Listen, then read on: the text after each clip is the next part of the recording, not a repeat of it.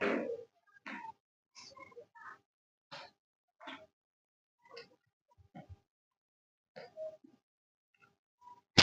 le Seigneur Jésus-Christ vous bénisse. Croyants du message du temps de la fin, Shalom. Bonjour et bonsoir à tous mes amis qui nous suivent sur les réseaux sociaux, sur notre chaîne YouTube, sur TikTok et aussi sur Facebook. Que les Très-Hauts vous bénissent richement. Vous qui suivez le pasteur Jérémie Ilunga de Shekinah Tabernacle, qui est dans la République démocratique du Congo, précisément dans la ville de Lubumbashi. Et notre adresse, nous sommes sur la route Kassapa, arrêt barrière, derrière les Surkisal de Mampala. C'est là où nous exerçons notre ministère. Que les Très-Hauts vous bénissent richement. Je voudrais encourager mon frère, ma soeur, qui se plaignent, qui est déjà fatigué à cause des choses qui lui arrivent ou qui lui ont arrivé. Je vais te dire, bien-aimé, dans le Seigneur, ne t'inquiète pas. Dieu exauce encore la prière. Qu'est-ce que je veux dire? Les plaintes ne changent rien. Les plaintes n'amèneront pas de bénédiction dans votre vie. Il y a une seule chose qui peut changer la situation, c'est la prière. Ne pensez pas que quand vous vous plaignez, ça va changer votre problème. Quand vous parlez aux gens avec l'attitude de pitié, moi ça ne va pas, en tout cas ça ne marche pas, vous pensez que les gens te feront confiance ou bien ils auront pitié de toi? Non. Au contraire, ils vont s'éloigner de toi. Au contraire, les gens vont commencer à t'humilier. Tu te ridiculises. Quand ça ne va pas, quand ça ne marche pas, vois dans la prière. Écoute ce que le Sambranam te dit. Toi qui es fatigué de célibat, fatigué de maladies, fatigué de chômage, fatigué de problèmes, j'aimerais t'exhorter. Ça va t'aider. Maintenant, j'aimerais lire quelque chose concernant la prière. Je suis dans Amène les gens à te croire. Amène les gens à croire. Prêché le 17 juillet 1952. Je suis au paragraphe 4 et 5. Justement ça va t'aider. Branham dit,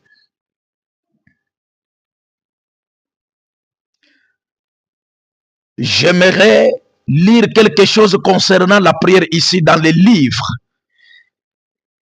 Dans Jacques, le chapitre 5, à partir du verset 14. Que chacun suive attentivement maintenant. Quelqu'un parmi vous est-il malade? Qu'il appelle les anciens de l'église et que les anciens prient pour lui en loignant d'huile au nom du Seigneur. La prière de la foi sauvera le malade et le Seigneur le relèvera. S'il a commis des péchés, il lui sera pardonné. Confessez donc vos péchés les uns aux autres et priez les uns pour les autres, afin que vous soyez guéris. La prière fervente du juste, eh bien, un juste, ce n'est pas un homme qui ne commet point de péché. Voyez-vous, un juste, c'est un homme qui confesse ses péchés devant celui qui est juste. Voyez-vous, suivez attentivement pour confirmer cela. Le verset suivant. Élie était un homme de la même nature que nous. Il pria avec insistance pour qu'il ne plût point. Et il ne tomba point de pluie sur la terre pendant 3 ans et 6 mois. un homme qui avait ses hauts et ses bas comme nous. Ce n'était pas un ange, un homme. Puis il pria de nouveau et le ciel donna de la pluie et la terre produisit son fruit. Allez-y comprendre, mon frère et ma soeur, partout où vous nous suivez à travers le monde entier. Peu importe le péché que vous avez commis, il y a toujours une possibilité pour vous d'être exaucé. Il y a toujours une possibilité. Regardez Samson, un homme qui vivait dans l'adultère, un homme qui avait perdu sa chevelure, qui avait perdu sa force, mais il a prié dans son état-là de péché, Dieu l'a écouté.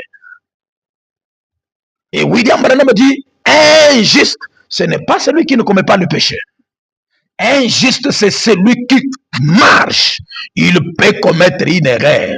Il peut commettre un péché. Il ne reste pas dans le péché. Il se relève et il continue la marche. Il se répand, il continue la marche. C'est celui-là injuste, selon William Branham. Un juste peut commettre le péché. Élie de Tishbite, dont il est question ici, il était un homme comme toi et moi. Il avait aussi les hauts et les bas. Il était aussi un pécheur. Il pouvait aussi commettre le péché, mais il se repentait. C'est pourquoi il a prié et le ciel l'a écouté. Toi aussi, peu importe le péché que tu as, confesse, va à genoux, parle. Le même Dieu qui avait écouté Élie, il t'écoutera aussi. Parce qu'il est le même hier, aujourd'hui et éternellement. Le même hier, aujourd'hui et éternellement. Branham dit au paragraphe 5 que le Seigneur bénisse sa parole. Eh bien, Élie n'était pas un ange. Élie était un homme né dans le péché comme toi et moi, né à travers des rapports sexuels comme toi et moi. Il n'était pas un ange, mais il a prié, le ciel l'a écouté. Tout comme tu peux aussi prier, le ciel t'écoutera aussi. Il avait ses hauts et ses bas et ses problèmes comme nous. Élie avait aussi des problèmes. Il avait aussi les hauts et les bas. Écoute, il avait ses pensions. La Bible dit qu'il était un homme sujet aux pensions. Sujet aux pensions comme nous. Il était sujet aux erreurs comme vous et moi. Élie pouvait aussi commettre une erreur. Mais il confessait cela. Ne pensez pas que quand tu as commis un péché, fini, tu n'as plus de relation entre toi et Dieu. Non. Ne pensez pas que la relation ne peut pas être rétablie jamais. Tu as commis une erreur, ma soeur. Tu as commis un péché, mon frère. Relève-toi, confesse, va à genoux, prie. Dieu va t'écouter. Dieu va te bénir. Dieu va t'élever. Dieu va te guérir. Dieu va te donner le profond désir de ton cœur. Ne reste pas assis dans le péché. Maï. Écoute ça. Élie était sujet aux erreurs comme vous et moi. Il était aussi sujet à faire du mal comme vous et moi. Il faisait aussi le mal. C'est ça. Quand on dit un homme juste, ce n'est pas celui qui n'a jamais commis le péché. Un juste, c'est celui qui commet un péché, il se relève, il confesse, il se répand, il continue la marche. Balabala ingari murefu. Nawezi kuanguka leo, nasimama naendelea. Na tubu zambi yangu na naendelea. Mungu amebariki sana. Branham dit, mais il pria avec insistance pour qu'il ne tombe point de pluie. Il ne plut pas pendant 3 ans et 6 mois. Pensez-y, Dieu a écouté la prière d'un mortel. Pas un ange, pas Gabriel, pas Michael, pas tous les anges, les séraphins, les chérubins, non. La prière d'un mortel, né dans le péché, sujet aux erreurs, un homme qui pouvait commettre le mal, commettre le péché, Dieu l'a écouté. Branham dit, j'ai dit ceci avec tout le respect possible. Il n'existe aucune autre force sur terre. Il n'y a rien sur terre, peu importe ce que c'est, quels que soient les dons, il n'y a rien dans le monde qui peut surpasser la prière. Branham dit, c'est la prière qui produit les œuvres. Mon bien-aimé, ce ne sont pas tes plaintes, ce ne sont pas tes larmes qui vont changer ta situation ou tes problèmes. C'est la prière. Ça ne marche pas, va à genoux. Vous sentez qu'à la maison, il y a un blocage, il y a des difficultés, il y a des problèmes. Allez à genoux. La prière change. La prière produit des résultats. C'est elle qui produit le travail. C'est elle qui produit le mariage. C'est elle qui produit des grandes maisons. C'est elle qui produit l'argent. C'est elle qui produit l'élévation. C'est elle qui produit tout. Et Branham voit très loin pour dire, la prière dépasse même les dons. Je suis pasteur, mais la prière dépasse le pastoral. Qui est chanteur, la prière dépasse les dons de chanter. Va à genoux, prie. Ma soeur, dans ton mariage, ça ne va pas, va à genoux. Le mari t'a fui, va à genoux. Ça ne marche pas, va à genoux. Va à genoux. Tu n'as pas encore payé le loyer, tu n'as pas encore rempli toutes les factures de la fin du mois. Va à genoux. Ne parle à personne. Elle va se moquer de toi. Va à genoux. La prière produit les œuvres. Donne-moi un amen. Le Saint Branham me dit, la prière change tout. Je vous relance encore. Mon ange marchera devant toi. Le Saint Branham me dit, au paragraphe 5, je vais descendre. Et cette colonne de feu où cet ange était l'ange de l'alliance, je crois que tous les ministres sont d'accord là-dessus, que c'était l'ange de l'alliance. Si c'était l'ange de l'alliance, alors c'était le Seigneur Jésus. C'était Dieu le Saint-Esprit. La même colonne de feu qui a marché avec Israël dans le désert, c'est le Seigneur Jésus-Christ que nous adorons. Lui, le louable, l'adorable, le rédempteur, le Jéhovah Jireh, le Jéhovah Rapha, le Jéhovah Shalom, le Jéhovah Shama, le je suis de l'Ancien Testament, l'incréé, Elohim le fort, c'est lui qui existe par lui-même. C'est la même colonne de feu là, et là aujourd'hui. Si elle a pourvu pour Israël, en leur donnant la manne, en leur donnant l'eau fraîche qui sortait du rocher, elle est encore capable ce soir de produire de bonnes choses pour toi. Branham me dit au paragraphe 6, quand la maladie est entrée dans les camps, il a fait une expiation. Il a promis d'être Dieu en temps de détresse. Un secours immédiat. Un secours immédiat. C'est qui là? Le Seigneur Jésus-Christ. Pas un homme, pas une femme. Nous avons un secours immédiat. Ma soeur, arrête de te plaindre. Arrête de planifier. Arrête de grincer les dents. Nous avons un secours immédiat.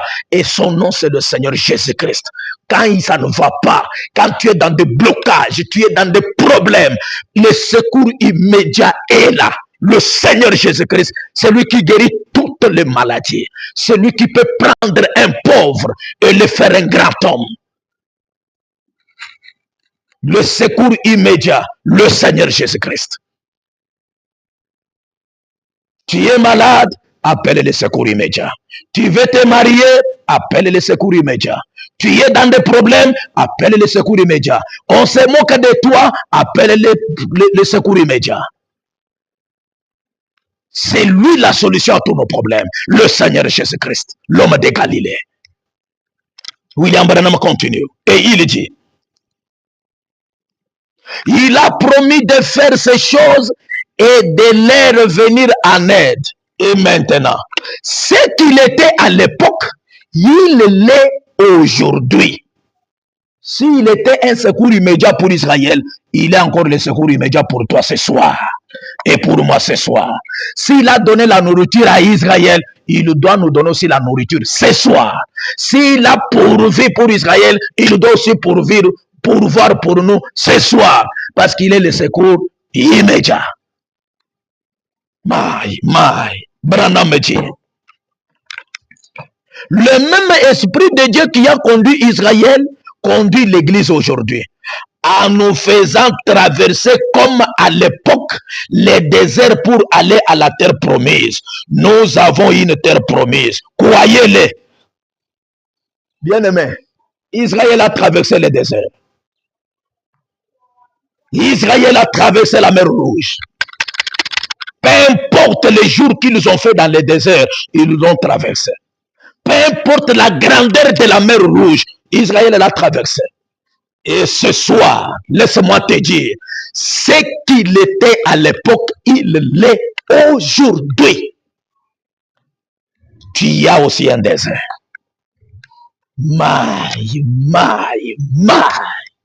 Tu as aussi un désert. Le désert, pour toi, ça peut être un chômage. Ça peut être la pauvreté. Ça peut être la maladie. Ça peut être des problèmes familiaux. Ça peut être des complications. Ça peut être c'est un désert. Je te dis ce soir, Dieu, le secours immédiat, il va te faire traverser le désert. Tu dois le traverser. Dis à ton frère, à ta soeur que je dois traverser. Peu importe le temps que ça peut prendre, je dois traverser le désert. Je quitterai le célibat. Je quitterai le célibat. Je quitterai la pauvreté. Je quitterai le chômage. Je quitterai la maladie. Je quitterai le lit de l'hôpital. Je quitterai. C'est un désert. Je dois traverser. Parce que celui que j'adore, il n'est pas mort. Il est vivant. Le Seigneur Jésus-Christ. Il va t'aider à traverser. T'inquiète plus, tu vas traverser. Que le Seigneur vous bénisse richement. Branham me dit, 7. Maintenant, tout au long de ce voyage, il a promis de pourvoir à tout ce dont nous avons besoin. Tout ce que vous demanderez au Père à mon nom, je le ferai. Tout ce que vous désirez, quand vous priez, croyez que vous l'avez reçu et vous le verrez s'accomplir. Or, il nous a donné l'arme la plus puissante au monde. Et c'est la prière. C'est la prière qui change les choses. Bien-aimés, ce ne sont pas des inquiétudes. Ce ne sont pas les inquiétudes que tu manifestes, que tu parles aux gens toutefois qui peuvent changer tes problèmes. Non. Ce qui change des problèmes, c'est la prière. Ça ne va pas, va dans la prière. Tu sens des complications, va dans la prière. Tu sens le combat, va dans la prière. Tu sens que les choses sont bloquées, va dans la prière. Le mariage commence à être combattu, va dans la prière. Tes fiançailles combattues, va dans la prière. Ton travail est combattu, va dans la prière. Tout ce que tu sens comme combat, l'unique chose qui peut changer cela, c'est la prière. Donne-moi un amen. Va à genoux. Prie. La prière change les choses. Ça peut t'élever. Ça peut amener la guérison. Ça peut changer la mort à la vie. La prière, ça peut changer l'état de chômage à devenir un homme béni. La prière. La prière. La prière. Voilà Élie, un homme de la même nature que moi, que toi ma soeur. Il a prié avec insistance. Il y a eu l'infusion des 2 saisons. Il a changé le programme de Dieu. Dieu, en créant le ciel et la terre, il a créé la saison pluvieuse et la saison sèche. Mais Élie est mortel. il a fait l'infusion des 2 saisons. Il a dit, il n'y aura plus de pluie pendant 3 ans et 6 mois. Il précise, sinon à ma parole. Il a changé le programme de Dieu. À combien plus forte raison le programme de ta tante, de ton oncle, de tes voisins, de ta famille. Si on peut changer le programme de Dieu, ce soir, nous allons changer le programme de Dieu dans notre vie. Le programme de nos oncles, de nos tantes, de nos amis, des gens du quartier, de nos voisins, au nom du Seigneur Jésus-Christ. La Bible dit, c'est la prière qui change les choses selon William Branham. Les chrétiens ne réalisent pas quelle puissance ils possèdent lorsqu'ils se mettent à genoux devant le Dieu Tout-Puissant au nom de Jésus-Christ. Ils ne réalisent pas quelle puissance cela représente. Si seulement les gens peuvent réaliser qu'avec ce qu'il leur est donné, tout ce que vous demandez vous sera accordé. Si vous pouvez vous emparer de la foi pour croire la chose, car la parole de Dieu est la vérité. Maintenant, la parole de Dieu vaincra Satan n'importe où, à n'importe quel endroit, n'importe quand. Alléluia. Maï. Va à genoux dans la prière. C'est l'unique solution pour toi. Il y a les autres qui ont peut-être leur connaissance, qui ont des autorités en cas de problème, peuvent recourir à eux. Mais nous autres, nous avons que la prière comme soutien. Moi qui vous parle, je suis orphelin de père et de mère. Je vis grâce à la prière. Je suis ce que je suis grâce à la prière. Va dans la prière, les choses vont changer. Que le Seigneur vous bénisse richement.